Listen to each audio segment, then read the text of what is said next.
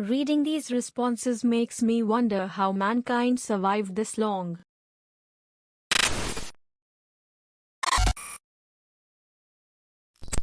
What makes you nervous no matter how many times you do it? Sticking my hand inside the disposal when I drop a fork in it. I've seen people telling me to unplug the disposal. How does one do that? I use 2 spoons to try and fish stuff out cause I'm paranoid one of my cats will turn on the disposal. Approaching a green light that has been green too long but you are getting to the distance where you don't know whether or not you should stop or if you can stop. We have a certain light here that just feels off. It's green for like a year, then yellow for a split second before it turns red. Always makes me nervous when driving past it. If the intersection has crosswalk signals, watch for those to change as well. That has helped me with my anxiety about it. Using my table saw. Even though I'm a carpenter. Smart man, stay cautious. Constant vigilance, mad-eye moody. The price of having full hand count of fingers is eternal vigilance, for sure. That said, of all these dangerous power tools, I seem to recall this is the one that famously has a version that you can try to cut your finger off and not even succeed in breaking the skin. Something about having an emergency stop and a sensor that lets it detect, creating a circuit between the blade and your body that will prevent it from being able to maim you? Saw stop. Who wants to test it out? I mean, there would need to be something like a mint condition 1964 Chevy Chevelle, or a Cadillac in it for me, but I think under the right conditions, right pinky only, I'd be willing to risk it. Putting my luggage in the overhead storage on a plane. Major anxiety, like what if I'm the last person on the plane and have to run around and look for a place to put my luggage, especially on those little regional planes where the overhead compartment is the diameter of a football. Yes, and then getting back down is even worse. I'm short, but I can blindly shove my luggage up there. Trying to get it back down. I can't even see where my thing shifted to half the time and have to do the blind hop slap. Look at the side of the aisle seats. Normally there is a rugged part on the plastic frame next to seat cushion or metal step under the plastic frame.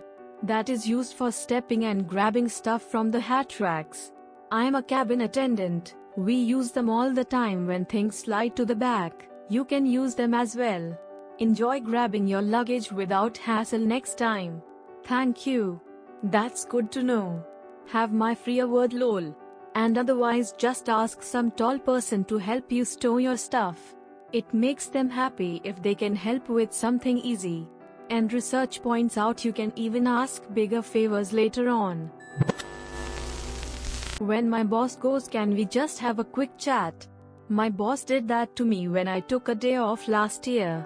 Was very nervous as I knew it was important if he was asking me to chat on my personal day, and sat there nervous about it for 3 hours leading up to our meeting. Turns out I was getting a promotion to manager with a nice pay raise. That day was a whirlwind of anxiety and emotions. My boss did this when extenuating circumstances forced me to take like a week off. I told him about my life situation and that I needed to use like 5 days of PTO. And he said okay, when you get back we need to talk. Fuck me lol. Luckily the next day he messaged me saying oh, and don't worry, it's good news lol. He probably realized how it seemed. Driving past, behind, in front of a cop. I've got a clean record and I don't do anything illegal, but I feel like they will pull me over anyway, and I start to panic if they continue to follow me, even when on main roads. I look back every 5 seconds to see if they turn their lights and siren on to pull me over. Paranoia. I just got pulled over for the first time last night. I looked for anything and everything I could have done wrong, and the only thing I could think was I'm switching insurance companies. But when he wakes up he simply said, don't grab your wallet, I just wanted you to know. Your headlights are off. I was so relieved, but it scared the fuck out of me. The only time I've ever been pulled over, I was driving down the motorway in fairly busy traffic when out of nowhere a dozen police 4x4s appear surrounding me and the car in front, forcing us to the hard shoulder. I switch off my engine and start panicking, then realize they probably didn't want me but the white Land Rover in front. Get waved off without any further explanation. I still wonder what the guy did that they couldn't arrest them the normal way. Flirt. Ask someone out. I am a very outgoing person. I am not afraid of phone calls, talking to strangers, or meeting new people. In fact, I thrive on it. Unless I'm interested in a person, then I feel like I'd rather die than see their face. It's awful. That's because being interested in a person opens you up to the possibility of rejection. It doesn't matter how outgoing you are, how social, or how comfortable you are with yourself. The vast majority of people are scared of rejection. I know I've had more interest from girls who I wasn't interested in just because I was myself and didn't really care what they thought, but when I like someone I can't help but feel like I'm going to mess it up and then that ends up messing it up lol. Walking over a storm drain with my keys in my hand. That's how I lost my iPod. I had it in my hoodie pocket and for some reason decided to hop over the drain. As soon as I jumped, I saw my iPod fly out and fall in. I lost a lot of my LimeWire downloads that day. This happened to me with an iPhone 4. I spent like 6 months doing extra chores around the house to earn enough Kudo points to buy my mom's old iPhone. I was walking home from this teen nightclub thingy ran by this wonderful old lady. I had pulled it out to skip the song 21 Guns, and my jeans pockets were too tight and the phone slipped from my grasp, bounced once off the sidewalk and then perfectly dropped between the grates without even touching it. I almost cried. Driving in between two semi-trucks on the freeway. Bonus points if one or both is carrying a bunch of logs. Edit. Holy shit, this blew up. Thanks strangers for the rewards and commiserating. For the record, I am very aware that this is something one should not do unless you have to. The only times this happens to me is if I am in one of the middle lanes on a 4 or 5 lane highway and semis come up on either side. In those cases, I speed up as quick as I can to pass one or the other. Always drive defensively. Driving behind a truck with an overhanging load too.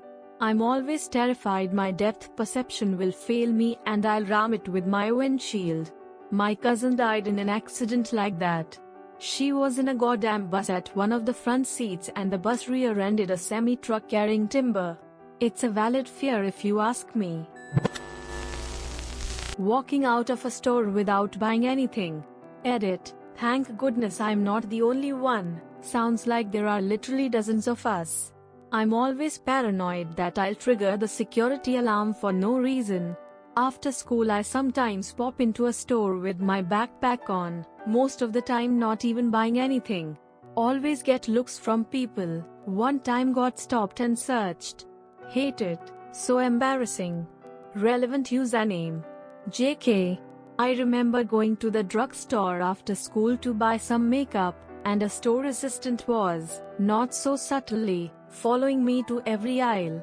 It happened a couple of times, and I always felt terrible.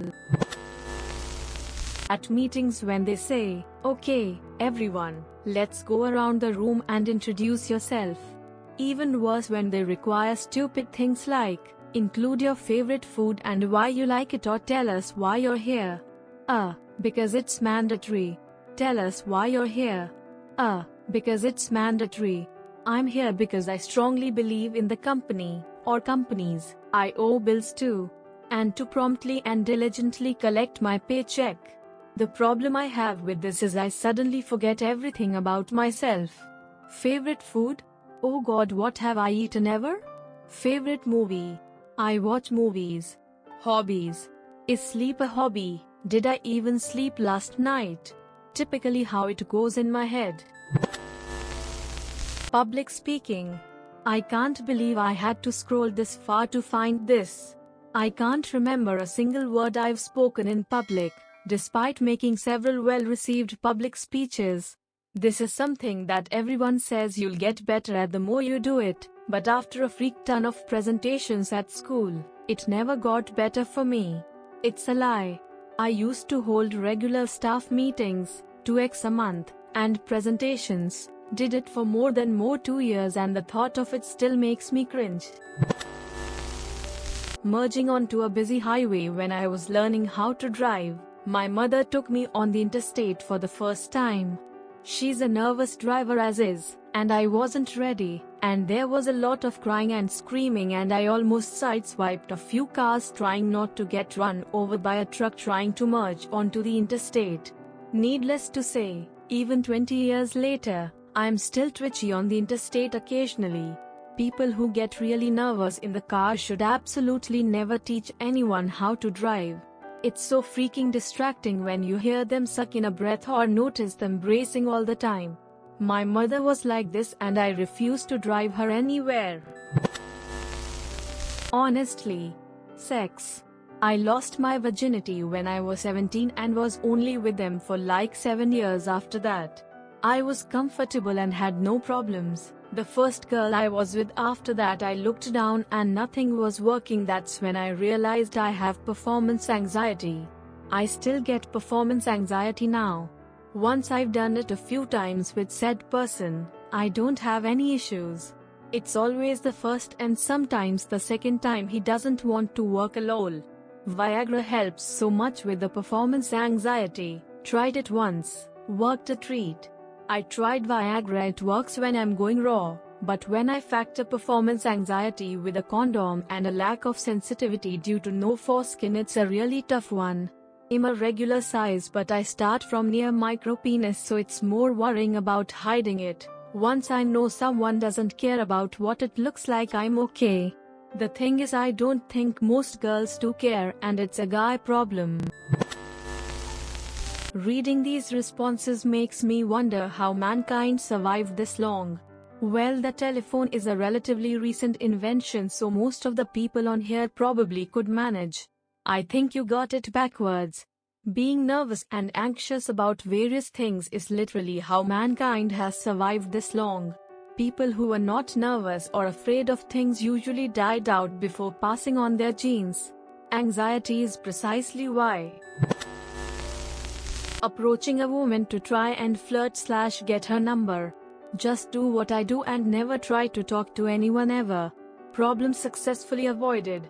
I would recommend you to first talk to them, and if the vibe is good, ask for their number. Don't just go up to a pretty woman and ask for their number, because like the Mach_X said it will almost always be creepy, and a woman would be more comfortable to give her number to someone she's chill talking to, and it will probably make you a little less nervous asking if you're comfortable and chill talking with her. Unlike other things, liking the videos becomes an unconscious habit after a period. Do I still have to remind you? See you in the next video.